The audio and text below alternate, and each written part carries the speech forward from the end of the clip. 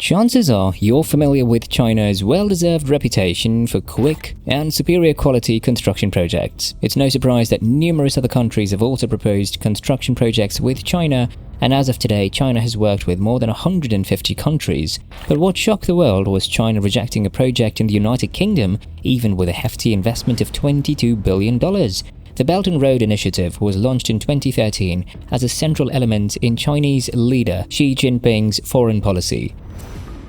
Xi has some imperial visions. He often uses the slogan, the Chinese dream.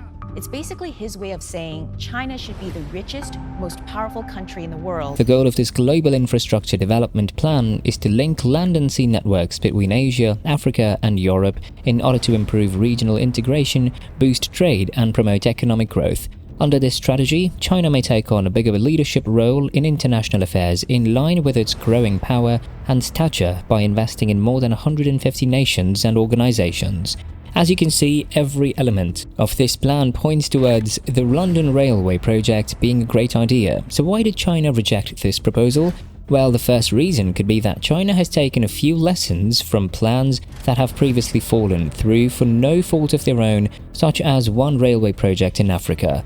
Although the construction of the railway lines was based on a climate quite different from the one in China, the plans looked great on paper. The execution was also nearly perfect, but the project was still considered a failure due to the host country. They had enlisted China's help for the Addis Ababa-Djibouti railway project, which was Africa's first cross-country electric railway.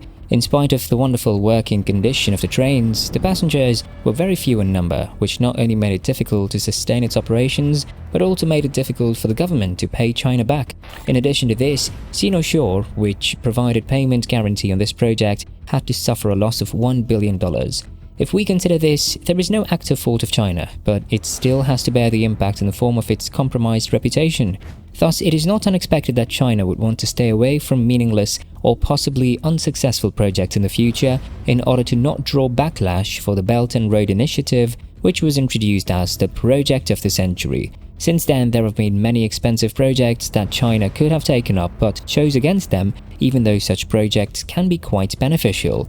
Without further ado, let's have a look at the project proposed by the United Kingdom and watch till the end to find out why it was a good idea for China to not get involved. The $22 billion project was for the construction of a new underground railway line in London, and China was the obvious candidate in everyone's minds. This is the first new underground railway line in London since 1979 and was named Elizabeth Line to honour their longest reigning monarch, Elizabeth II, although it is now nicknamed the Lizzie Line. The entire railway line was supposed to be 460 kilometers long, 34 feet below the surface, and this was one of Europe's largest construction projects. Reading and Heathrow Airport would serve as the starting points for the two western branches, while Sheffield in Essex and Abbey Wood would serve as the destinations for the two eastern sections. The central London section would have 10 stations connecting Paddington, Bond Street, Liverpool Street and Canary Wharf. The plan for this railway line was first conceived in 1830, cancelled in the 1900s due to multiple reasons, and now finally started in the early 2000s. The city, and you might even see it featuring on the tube map, but you'll get an army of pedants correcting you if you call it a subway.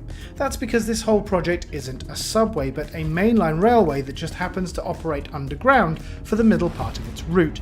However, the problems in the railway line emerged even before they started operating. There were many delays in construction, and it eventually took 13 long years, which is an astoundingly large amount of time for the capital city of a developed country like the UK. Although the engineers attributed to the heightened complexity of the project, it still reflected poorly on the nation. Moreover, budget and time constraints, which are taken very seriously during the planning stages, seem to be thrown out of the window during the execution stage. Not only did the project take too long, but also cost an additional $850 million. So far, we can see how China was reluctant to get involved in this project, which inevitably ran into some major hurdles. But even after the operation started in June 2022, some more problems have cropped up. Experts claim that the wrong route was chosen for the railway line, which has resulted in it becoming slower than planned. The main motive was to increase London's capacity by at least 10% and to make the commute time much shorter by connecting the stations effectively. The first objective has been satisfied, but the progress on making travel faster is not quite satisfactory. Moreover, the trains running on the railway line are quite outdated, and passengers have reportedly faced many technical issues as well. Although it was claimed that 10 out of 11 trains running through underground central London would be cutting edge, the plan integrated old railways as well, which confused everyone about what the motive behind it was. China could see that if it accepted the project, it would not have full control over it. China's contribution would only be towards laying the railway lines and the stations, and would not be able to make changes to the planned route or modify any other aspect of the project to make it better. For all of these reasons, the project was not expected to be a huge success, and China decided to let the $22 billion deal slip away instead of risking its reputation once again. She may have gained enough power to capture a third term, but keeping that power is the worry that plagues all emperors.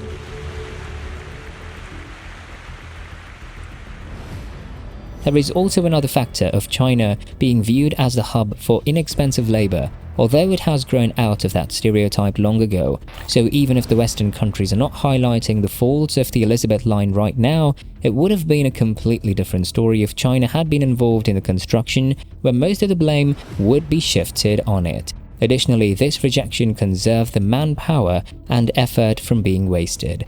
The Elizabeth Line does have some redeeming features, but ironically enough, do you think it would be more successful if China had a hand in the construction? Let's dive into that. Apart from the above flaws in the 13-year project, the railway has managed to achieve some important objectives. The first on this list would be the increased passenger capacity, as the trains are 1.5 times longer than the longest tube train. Compared to the tube and other trains that traverse the landscape of the UK, these trains are much brighter and spacious, and the ride is quite smooth as well. All the stations, except for Ilford, are step-free from the platform to the road, making them accessible to all. However, we're forced to wonder now how the project would have turned out if China had actually accepted it. First of all, there would have been no chance of delay, and the project entirely would have been completed under a maximum of 5 years. Additionally, the trains would also have been provided by China, and this would save passengers from dealing with the technical difficulties that come with older trains. People's opinions on this matter vary, although most of them are in support of China's decision. Some agree that it was a flawed project that wouldn't have put taxpayers' money to good use and harmed China's reputation. Meanwhile, others have made it into a more personal issue, hailing this as an example of China's revenge against the UK for handling the 5G project poorly and the total ban on Huawei. Then there is a more neutral and practical point of view, which sees this as a wise decision on China's part, as China would not be in complete control and would not be able to deliver the level of professionalism they are renowned for.